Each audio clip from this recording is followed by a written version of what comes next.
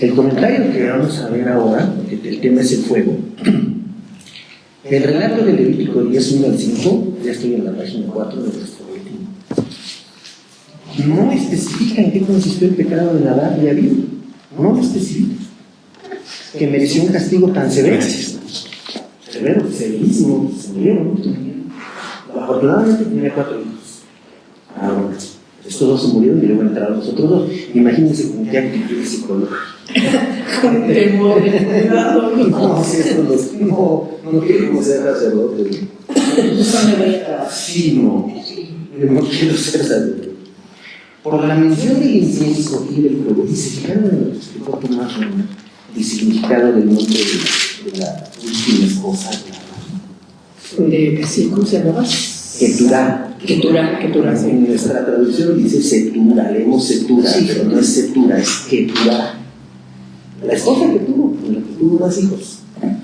Porque los cuadritos que pone ahí, las familias que formaban. El cuadrito que pone al principio es genial.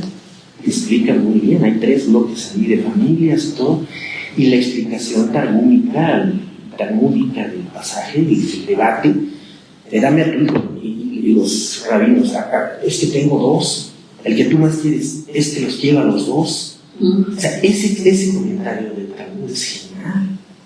La gente dice, no, pero ¿por qué le hacemos caso a eso?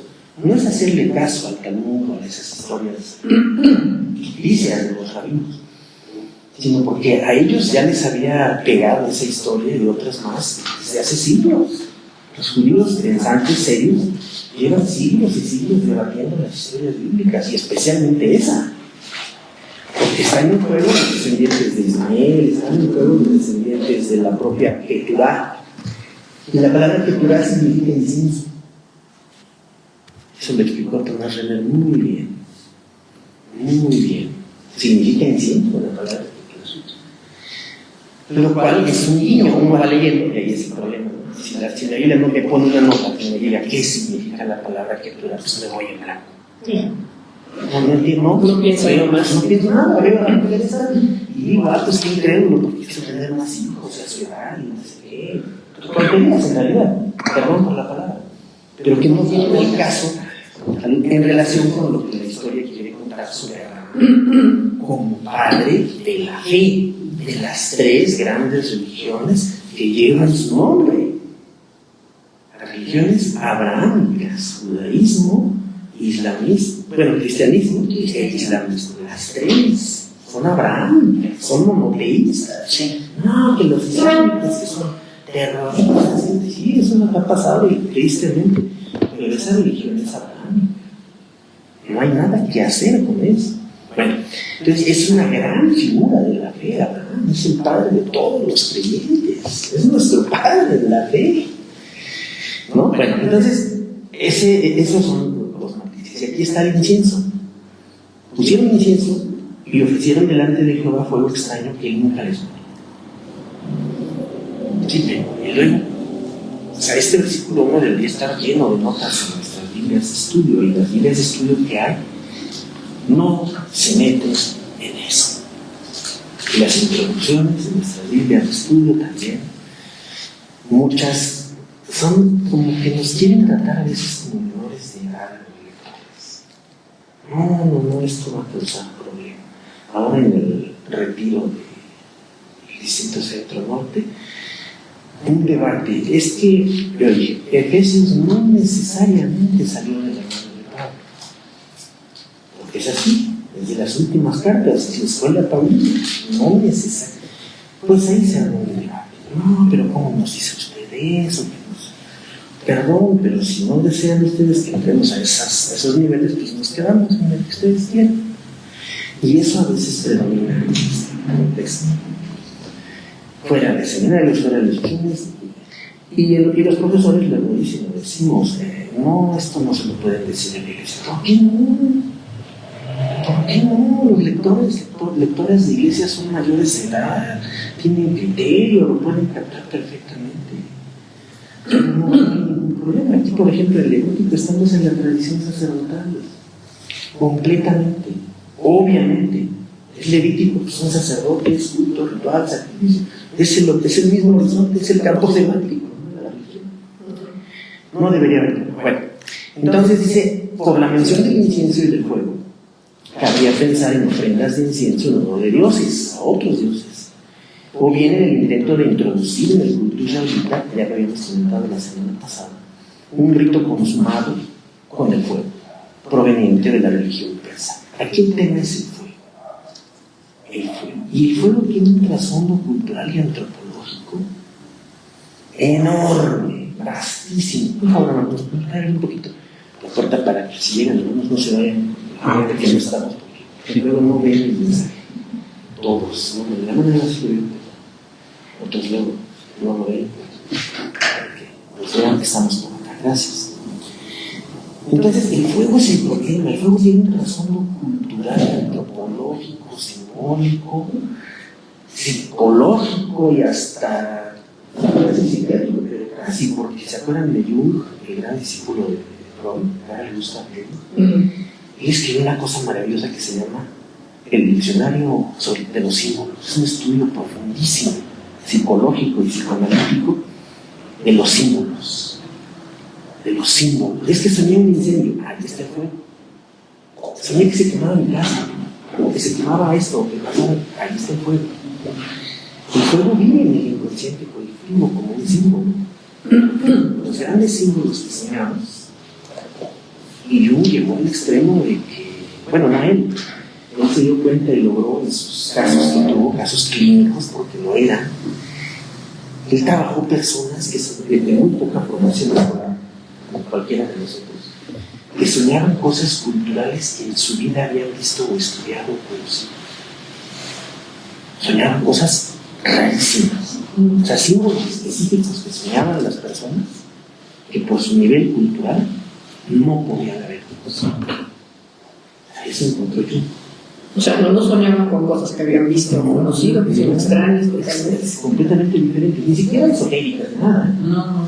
Cosas como eso, soñé que estaba en un museo y vi que había una cosa que estaba en la pared, algo como así. Por eso la gente cree que venga. Por eso piensa cosas como eso, ¿no? Obviamente yo no pensaba en eso. Era hijo de pastor protestante, yo era protestante. Y nunca se me olvidó y siempre estuvo marcado por eso. Pero lo que voy con eso es el símbolo del fuego. El símbolo del fuego. Hay un librito que un hermano me estuvo insistiendo mucho que buscáramos y lo encontramos. Ya lo conseguimos físicamente, pero no nos lo han entregado. Está electrónico. Se llama Psicoanálisis del Fuego. Del fuego. Porque el fuego está ahí en nuestro inconsciente colectivo. Y el inconsciente colectivo está más allá de las culturas, de la educación, de la familia, de todo. Eso encontró yo. Aquí el punto es el fuego. El fuego. Y salió fuego desde delante de Jehová, Levítico 10:2, y los quemó y murieron delante de Jehová. Tal cual. Acabó con ellos. Los sagrado los mató. Los fulminó, los quemó. ¿Cómo reacciona Moisés? Esto es lo que habló Jehová. En los que a mí se acercan, me santificaré. Pero si me acerco, me quemas. Si me acerco, me destruyes. Sí. Es que esa es la idea de los santos. Esa es la idea de los santos. Gracias. Dice la fundamentalista Estrella, como dice León Sara, la función del sacerdote era mantener siempre la diferencia entre lo sagrado y lo profano. Esa era la función central del sacerdote. Que todas las personas distinguieran con absoluta claridad lo sagrado y lo profano. Lo sagrado no se contagia, lo profano sí. Y cuando se profana una cosa, un objeto, un animal, lo que sea, tiene que purificarse para recuperar su carácter sagrado. Al revés, no.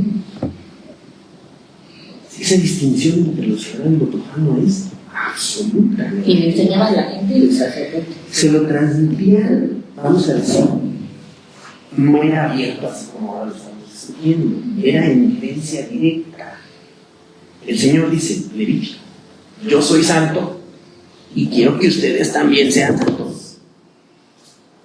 Pero no está la idea católico-romana del santo, del altar. No. Eso nos ha estorbado a nosotros para entender esta problemática religiosa, cultural y teológica. Anoche estaba checando justamente lo que lo hace muy bien aquí este autor cuando termina su sección del capítulo 10 citando Hebreos. La cita de Hebreos es verdaderamente, o sea, da tanta creencia. Después de Levítico tenemos que estudiar Hebreos. Así, cada uno nos lleva a otra. Tenemos que estudiar Hebreos. Porque cita a Hebreos y dice, es que aquí está la consumación de lo que Levítico enseñaba. En Hebreos encontramos, Hebreos 9, 11 y 12. Dice, la traducción propia, este señor también tiene su propia traducción de Levítico y de Hebreos. En cambio, presentóse Cristo como sumo sacerdote de los bienes futuros, no de los pasados, ni de los presentes, sino de lo escatológico, de lo futuro, de lo que está más allá de la historia. Eso es lo escatológico, lo que está más allá de la historia. Nuestra esperanza última de estar con el Señor, eso es escatología. Es un nombre raro, pero bueno. A través de una tienda mayor y más perfecta. Tienda, la tienda de campaña, el tabernáculo auténtico, no fabricada por mano de hombre. Entonces Hebreo se sube al nivel de los símbolos. Es decir, no de este mundo. Y penetró en el santuario una vez para siempre. El día del Yom Kippur, simbólicamente, el día del perdón, de la expiación. No con sangre de machos cabríos ni de novillos, sino con su propia sangre, consiguiendo una liberación de Dios. O sea, Hebreos es el máximo exponente de Dios desde el punto de vista cristiano. Pero cuando Dios dice quiero que sean santos como yo soy santo, pues pensamos en Santa Rita de Casia, ¿no?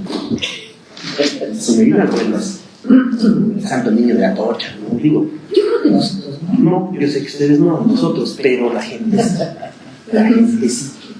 la gente piensa en eso. Por eso el catolicismo en general no se puede desvincular, pero al mismo tiempo es una explicación efectiva y real. ¿Vieron ustedes de quién es devoto el nuevo obispo de Roma?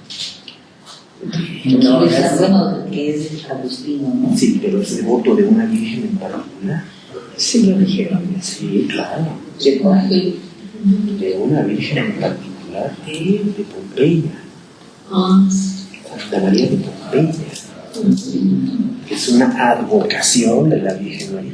Todas las vírgenes católicas son advocaciones de la Virgen María. Son derivaciones, son desdoblamientos de la Virgen María. Todas. Son diferentes, ¿no? Son diferentes nombres, la Virgen de la Soledad, la Virgen de las miles de vírgenes que hay. Entonces, regresamos al punto. Dice aquí, la expresión hebrea es Sará, fuego extraño o profano, era fuego no autorizado. En la página 4, al final, ahí estamos leyendo, estamos en el primer párrafo. Fuego extraño o profano, justamente no autorizado. Lo profano es lo no autorizado. Pues cuando alguien dice, no, yo soy profano en estos temas, sí, no conozco, no estoy autorizado, no se me ha introducido a esos temas, a esos asuntos. Parece indicar que las brasas, el carbón, el viento, el carbón, en vez de ser extraídas del altar donde había el fuego perenne, parece que este fue el problema, habían sido llevadas al interior del templo desde fuera y tenían por lo tanto un origen profano o ajeno. Y por esa simpleza los sublimos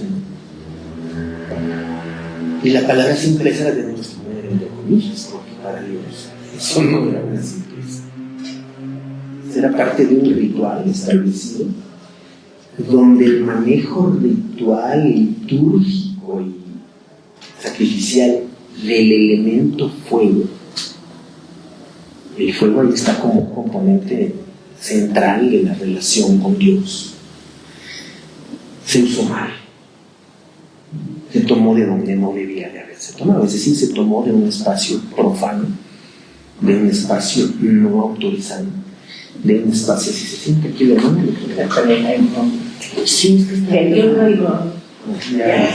ya lo va a lograr, Sí. Ahí se los agarra,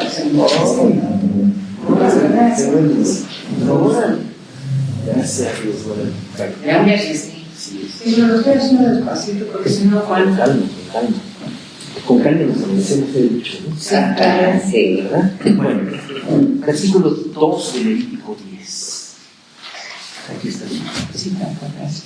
Esto es lo que habló Jehová diciendo: en los que a mí se acercan me los santificaré, y en presencia de todo el pueblo seré glorificado. Es decir, no todos se acercan conmigo, pero todo el pueblo recibe y puede ver el dolor. Versículo 3, 10:3. Y Aarón se quedó callado. Aarón era el habladín. Moisés era tartamudo. Como que a Moisés se le quitó un poco la tartamudez, como que Dios lo terapió bastante bien para que superara la tartamudez. Y aquí Aarón se queda callado. Por supuesto, acaba de perder a uno de sus hijos. Y llamó Moisés a los otros dos. Entran al quite los otros dos, Misael y Elzafán, hijos de Uziel, tío de Aarón, y les dijo: acercaos y sacad a vuestros hermanos, es decir, a los familiares, ¿no?, de delante del santuario, fuera del campamento. Estos son como, bueno, son familiares, son parte de la familia. Ya después vienen los nombres de los que sí van a quedar. Están luego en el 6, Eleazar y Itamar son los que van a entrar en vez de sus hermanos Nadab y Abiú. Eleazar e Itamar están en el versículo 6. Lo sacan, se acercan y lo sacan con sus túnicas fuera del campamento. Ya están carbonizados, pero las túnicas les llevan puestas. Y las túnicas habían sido consagradas. Por lo tanto, esas túnicas tenían que ser recuperadas, porque habían sido consagradas. Recuperadas y se tocaron algo que ya lo profano. y ya pero ya estaban contaminadas, Sí, ¿no? tenía que ser todo ritual. Por eso eso que se proclamó se podía publicar. Aquí se han dado a entender que sí se iban a volver a usar, porque algunos eran bien caros. Por eso quedaron intactos. Sí, lo cual también es extraño. Bueno, dice el comentario, el segundo párrafo. El relato anterior introduce una disposición relativa al duelo de los sacerdotes. Se aprovecha eso para explicarlo del duelo. Dejarse los cabellos sueltos, porque algunos tienen largo, y la barba, por supuesto, tiene que dejársela. Rasgarse las vestiduras, segunda cosa, y entonar lamentaciones eran manifestaciones tradicionales de duelo por un muerto. Siempre lo fueron, a las 3. Contrariamente a las incisiones en el cuerpo, o tatuajes, que son incisiones, ¿cómo se llama lo que se pone acá? ¿Cómo se llama? ¿Los qué? Piercing.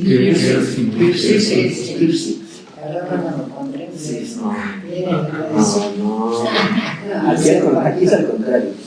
Contrariamente a las incisiones en el cuerpo, severamente reprobadas en Levítico 19:28, que eran incisiones rituales también para otros pueblos. Los hebreos de la época decían: no, yo también quiero tener una incisión. No, a ver, si te haces una incisión, ya estás recordando otras cosas. 19:28. Y no haréis rasguños en vuestro cuerpo por un muerto, ni imprimiréis en vosotros señal alguna, yo Jehová. Pero a ver, esto es una prohibición ritual para el pueblo de Israel en el Antiguo Testamento. No se puede trasladar directamente al presente. Hoy podemos dar las razones que ustedes tengan, pueden ser decenas de razones para no tatuarse, y todas serán respetadas. Pero no tiene nada que ver ese intento de prohibición de hoy con lo que dice el Levítico 19. No tiene nada que ver, absolutamente nada. Es que la Biblia dice que no hay que hacerlo, sí, pero eso era para el judaísmo. No nos aplica a nosotros necesariamente. No nos aplica. ¿Okay? Yo no estoy diciendo que se hagan. Claro, no, es un uso cultural que en nuestro medio está tremendamente relacionado con las personas que pasan por las cárceles. que son delincuentes, que esto. Más bien es cultural el se rechazo que asocia, tenemos, ¿no? se asocia culturalmente a eso se asocia. Hay empleos donde ni siquiera contratan a las personas que están tatuadas, visiblemente. Pero ya cada vez es más la gente tatuada. Sin duda, pero hay empresas que todavía lo hacen. No sé si violan la ley, probablemente sí, pero sí las hay. Bueno. Perdón, entonces esto era solo reprobadas para los sacerdotes, no para el pueblo. Exacto. Él va a hacer una diferencia del texto. Tales expresiones de dolor estaban permitidas a los israelitas, pero no a los sacerdotes.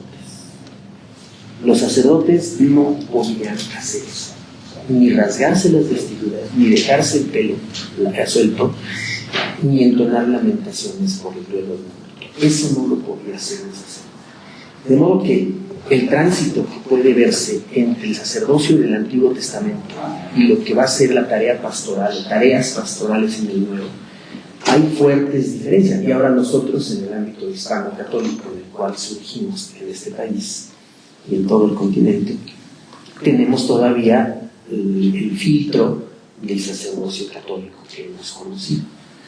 Por eso ahora que se nombró a este nuevo obispo de Roma, se está diciendo, es que este señor tiene más perfil pastoral que teológico.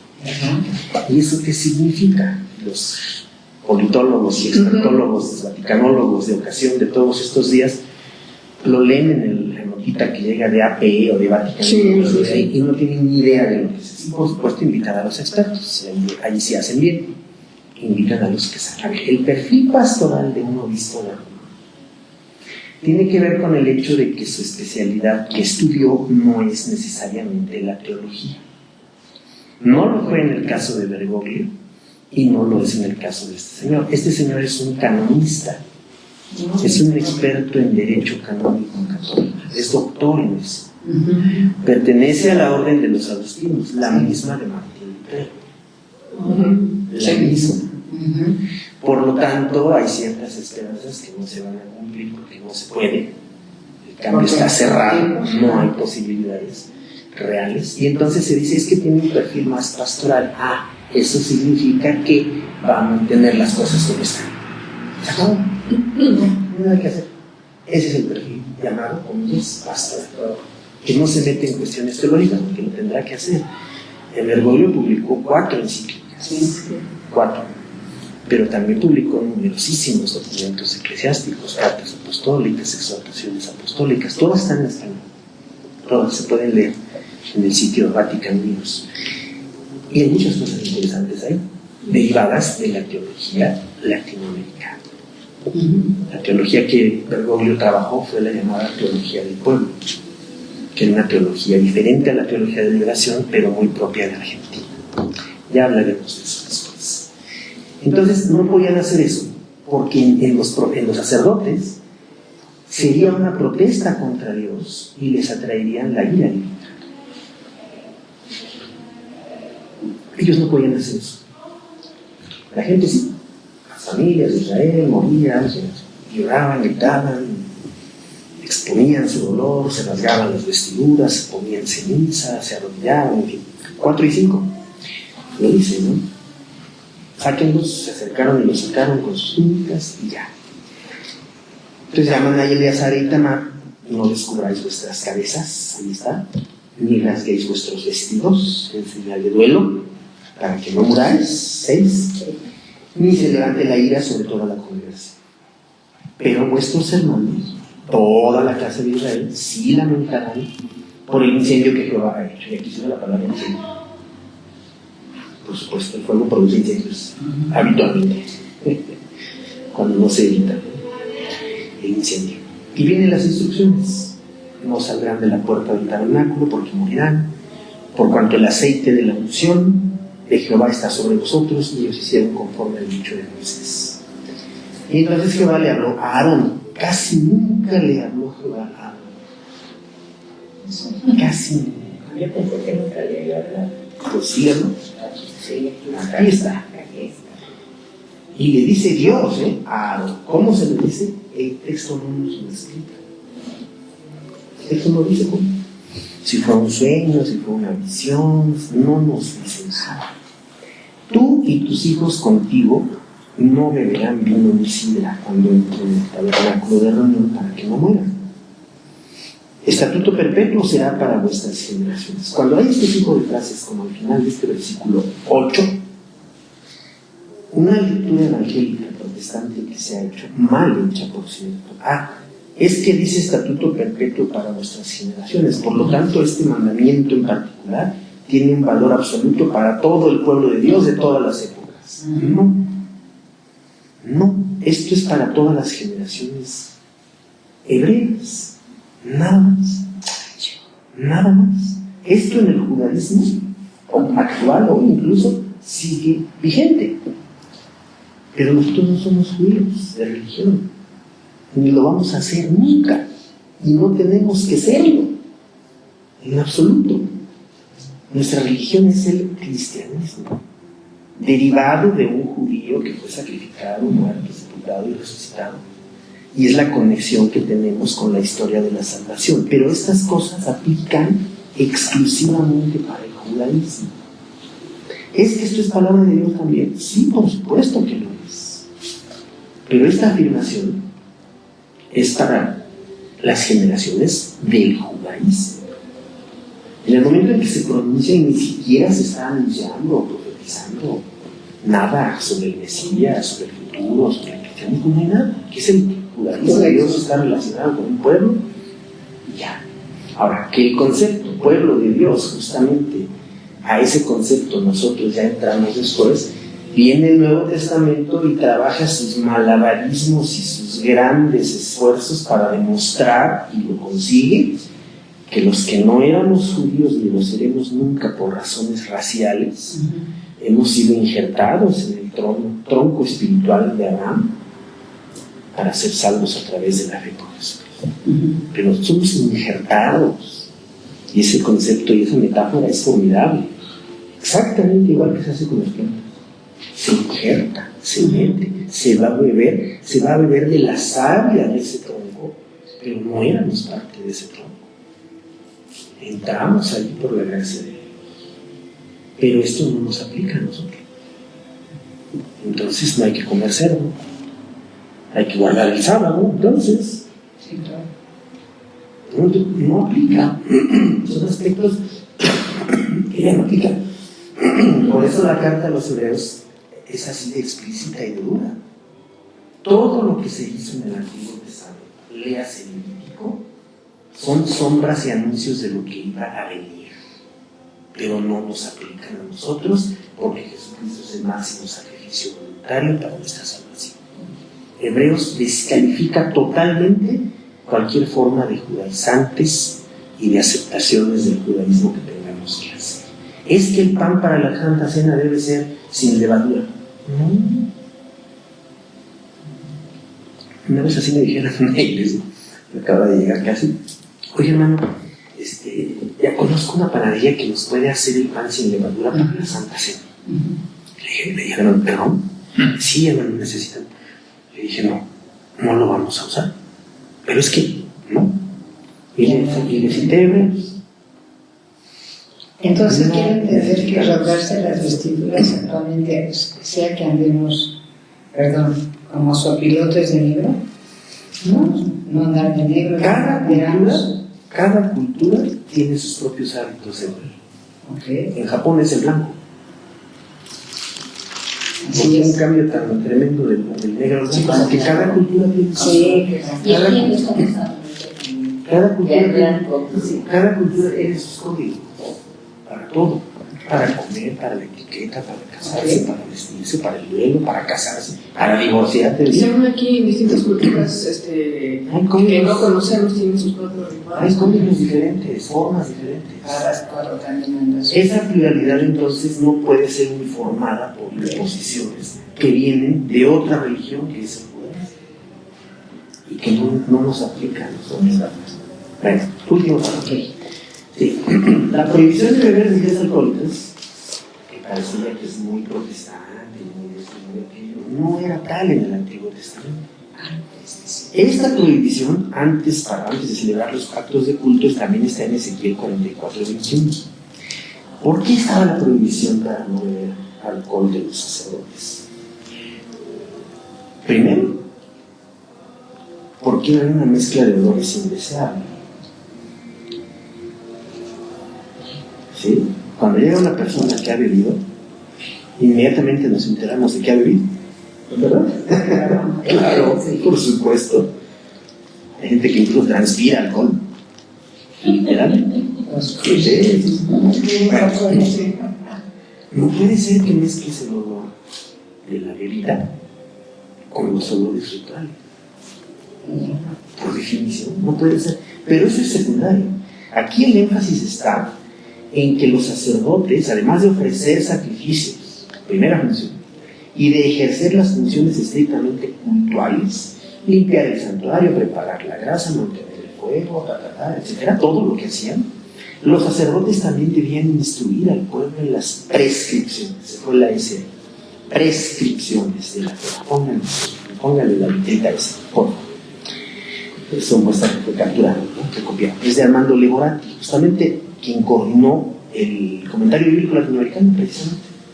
Armando Legorati, él hizo eso. Yo no sería tan lejos que en otras culturas los que dirigían los rituales religiosos tomaban alguna bebida para estar en contacto. Y no solo bebidas, sustancias. O sustancias, sí. Sustancias, sí. Si no hay un pleito judío contra el alcohol, en absoluto, contra el vino, que es lo mejor. No hay un pleito. Además, siendo una cultura mediterránea, la judía, la hebrea, siempre convivieron, ¿no? Hoy ya como que algo no se conoce por acá el vino israelí, que también lo deben producir. Porque es una cultura mediterránea y el Mediterráneo, el clima mediterráneo es el más propicio. Pues habla cuando llegaron que había viñedos y eso. Aquí tenemos estas zonas mediterráneas, Creta, Baja California, para producción propia de vino, ¿no? No es un pleito contra el alcohol, es un pleito contra la necesidad, a favor de la necesidad de estar bien conscientes de lo que se está haciendo. En este caso particular, la enseñanza. Vas a enseñar, la gente te va a llegar a preguntar, tienes que enseñar las prescripciones de la Torah. Y vas a estar en estado inconveniente, como López Dóriga desde Roma. Vas a estar en estado inconveniente. Me sorprendió. Transmitió con varios grados de alcohol en la sangre del Señor. Desde el otro, desde el otro. los ojos. Bueno. Eso no nos enseña. Termina. En la tradición sacerdotal, esa instrucción se refería ante todo a la distinción entre sagrado y profano, entre puro e impuro. Y ahí están los versículos complementarios de los profetas, que son luego muy útiles. Ezequiel 22, 26, por ejemplo. No lo vamos a ver todos, pero sí hay que ver algunos, que no hemos visto muchos. Ezequiel 22, 26 dice: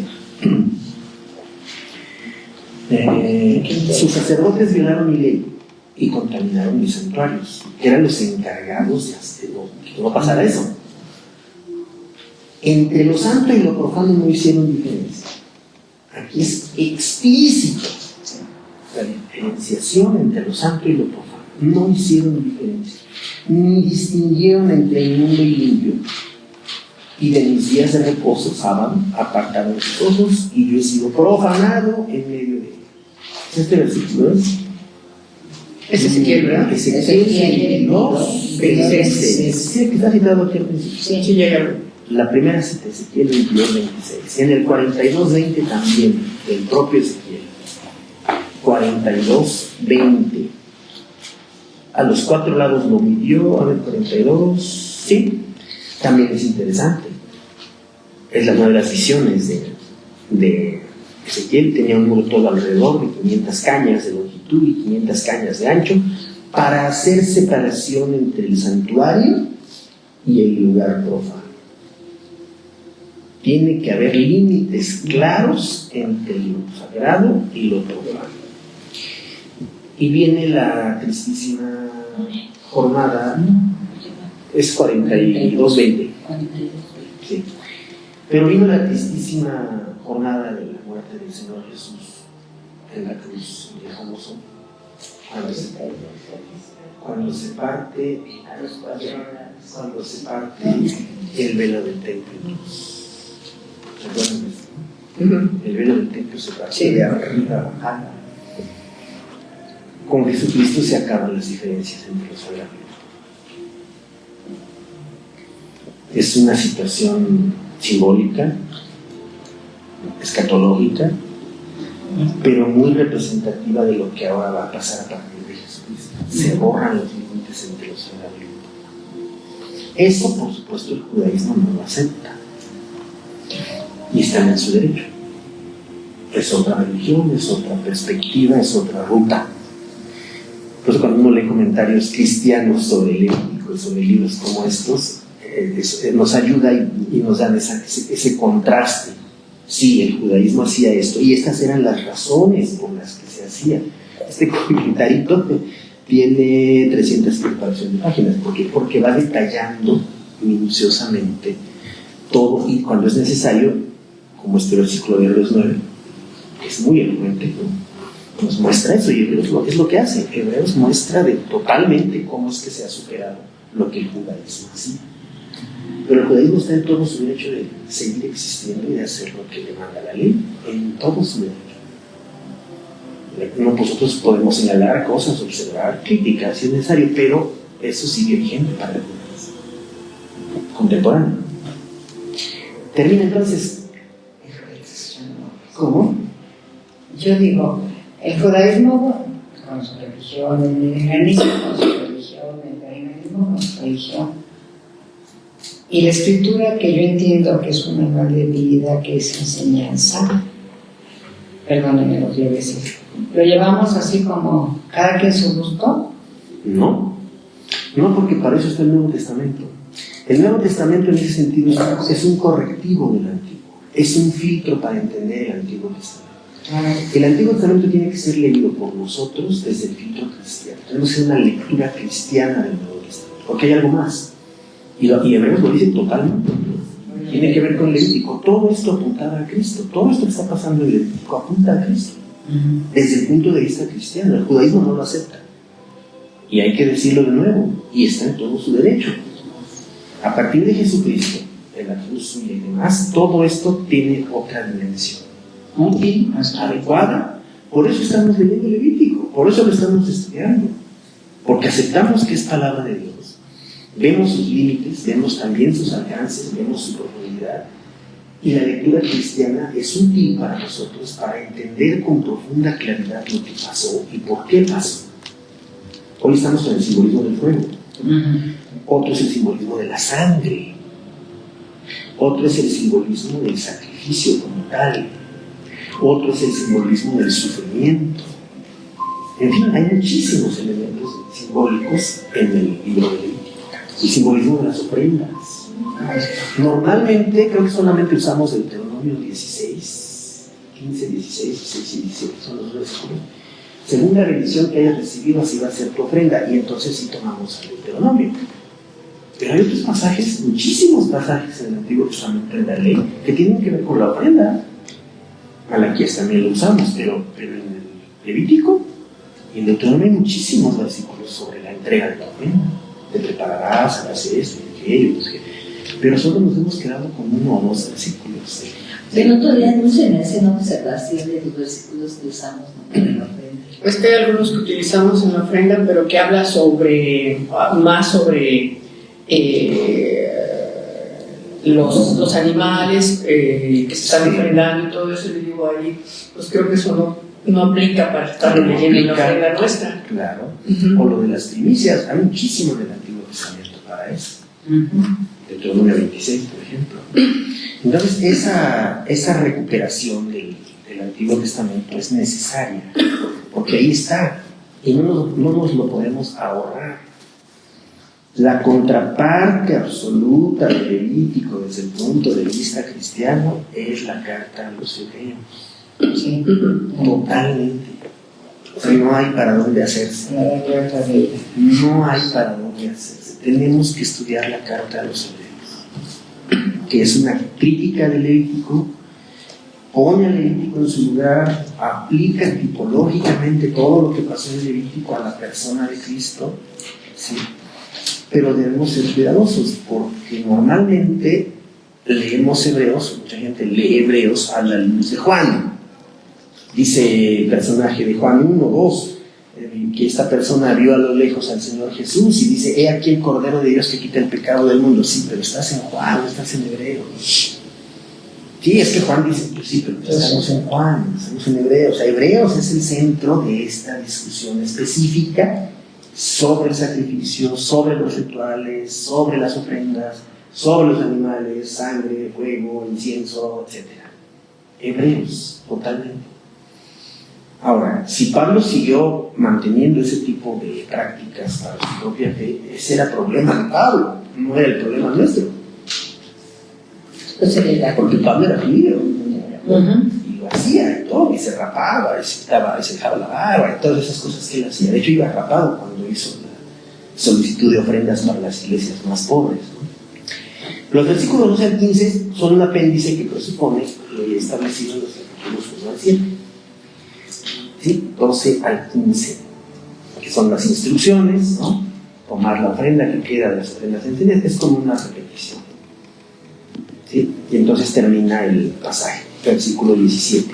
Es el 16. Moisés preguntó por el macho cabrío de la expiación y se halló que había sido quemado. Y entonces Moisés ya no va a ser Dios. Moisés se enoja con Eleazar y Tamar, les pone una buena reprimenda. ¿Por qué no comisteis la expiación en el lugar santo? Pues es muy santa. Versículo 17.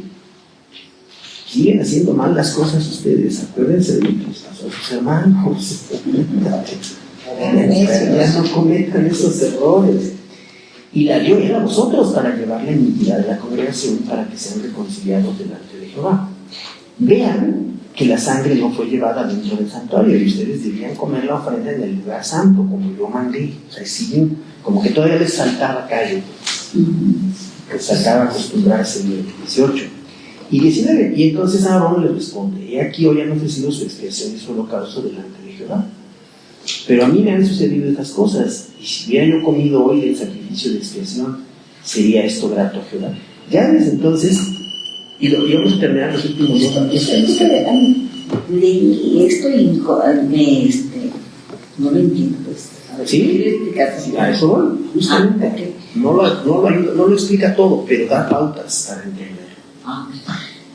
Cuando se escribe el libro de Levítico en el exilio en Babilonia, siglo V antes de Cristo, no se había escrito, estaban las tradiciones orales y algunos rollos por ahí, sí, pero no era la versión definitiva del Levítico. Cuando esto se escribe en el siglo V antes de Cristo, eso lo explica muy bien nuestro comentarista Estrella. El propio Levítico refleja los conflictos internos que habían surgido en el sacerdocio de Israel durante la historia. No es lo mismo el sacerdocio inicial en la época de Aarón, no era lo mismo el sacerdocio en la época de David, no era lo mismo el sacerdocio en la época del segundo templo, ni tampoco era lo mismo el sacerdocio en la época del tercer templo. Es que el sacerdocio evolucionó, para bien, para mal, hubo muchos conflictos internos. Si las familias sacerdotales, el sumo sacerdote, las familias que tenían esas características y esas posibilidades, todas las familias levíticas, pues, sacerdotales. Entonces el Levítico refleja esos conflictos de manera oculta, como esto. No alcanza uno a distinguir. No distingue uno esto. Se tiene que ser muy especialista en eso, en el judaísmo, para percibir cómo es que el sacerdocio tuvo esa historia y tuvo conflictos internos, divergencias, controversias, conflictos entre familias sacerdotales y demás. Cuando el Señor Jesús llega, en su época, el sacerdocio de Israel era una absoluta cloaca. Absoluta. En una de las clases que dio alguna vez Rockman, él comentaba que a ellos se sirve mucho el Nuevo Testamento como historia de cómo era el sacerdocio, cómo se manejaba el templo en esa época. Sí, porque, otro de los grandes recursos que hay detrás de toda la comprensión, no solo de Levítico, sino de todo el Antiguo Testamento, y lo cita muchas veces este autor, es un señor que se llamó Filón de Alejandría. Sí. Digo, son cosas colaterales que tienen mucha importancia a la hora de analizar asuntos. Filón, por ejemplo, que fue un filósofo judío muy influido por el pensamiento griego, son iguales. Sí, me llamó la atención. Filón era un filósofo judío de formación griega, escribía en griego, vivía en Alejandría, era de Alejandría, que se metió él en esa obra grandiosa que se llama Antigüedades Judías, a estudiar estas situaciones y fenómenos culturales, religiosos, políticos, rituales, sacramentales, todo eso lo estudió Filón de Alejandría. Y cuando él estudiaba eso, explica y él sirve como un enlace, incluso para los estudios así serios, para comprender mucho de lo que pasaba antes de Cristo y durante la vida de Jesús. Durante, para comprender qué estaba pasando, cómo estaban las familias, por ejemplo, el santuario de Gerizim de los samaritanos. Esa es una historia impresionante, atractiva, llamativa. Otra cosa que tampoco lo veo, porque eso no alcanzó a entrar en los textos, sino está en el contexto cultural, fue la comunidad judía egipcia en la isla de Elefantina. Sí. Que estaba en una de las riberas del río Nilo, una islita, porque el río Nilo es enorme, entonces tiene islas y cosas así. En una islita por el sur de Egipto, ya llegando a las partes, entrando más al sur de África, existe esa isla de Elefantina, y ahí se fundó una comunidad judía tolerada por los gobiernos egipcios y romanos, hasta que acabaron con él. Pero esa comunidad así aislada, separada y todo, era muy conservadora de las prácticas judías. Y los judíos sí mencionan. Sí, claro, por supuesto, claro. Digo, eso no está en nuestro texto, no aparece, y uno no tiene manera de acercarse a eso. ¿Por qué? Porque tiene que verlo así, o en una serie, o en un video, en algo explicativo que nos permita relacionar eso. ¿Qué tuvo que ver con lo que pasaba en Israel? Tuvo que ver muchísimo. Porque esa gente de Elefantina, que estaba lejos de Jerusalén, tenía dinero para empezar, eran muy buenos comerciantes, e influían sobre lo que pasaba en Jerusalén. Tenían contactos directos, había gente que iba y venía de Elefantina a Jerusalén y a Alejandría. O sea, esos contactos, porque la diáspora judía se volvió una fuente impresionante de economía, por supuesto, de cultura y de religión. El judaísmo cambió profundamente con la diáspora. Pues ya no podía ser ¿verdad? El judaísmo y la diáspora tuvieron una relación notable.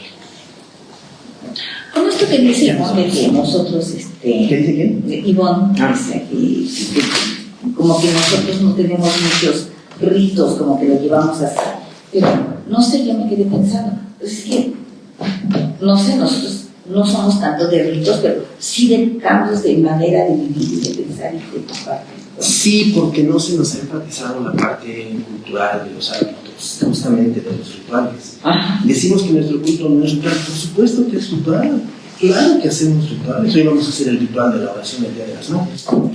¿Y dónde está en la Biblia que tengamos que hacer oración por el Día de las Madres? Porque llegó las madres de Jesús. Primero es un ritual. Claro. Y las vamos a festejar y las vamos a buscar. ¿Y dónde está eso en la Biblia? Entonces, ¿está mal que lo hagamos? No sé qué yo. Sí, no, ya se lo ¿Pero está ahí? Es que digo que no le hacemos a nada. Eso se trata, ¿no? De ir aprendiendo a hacer eso.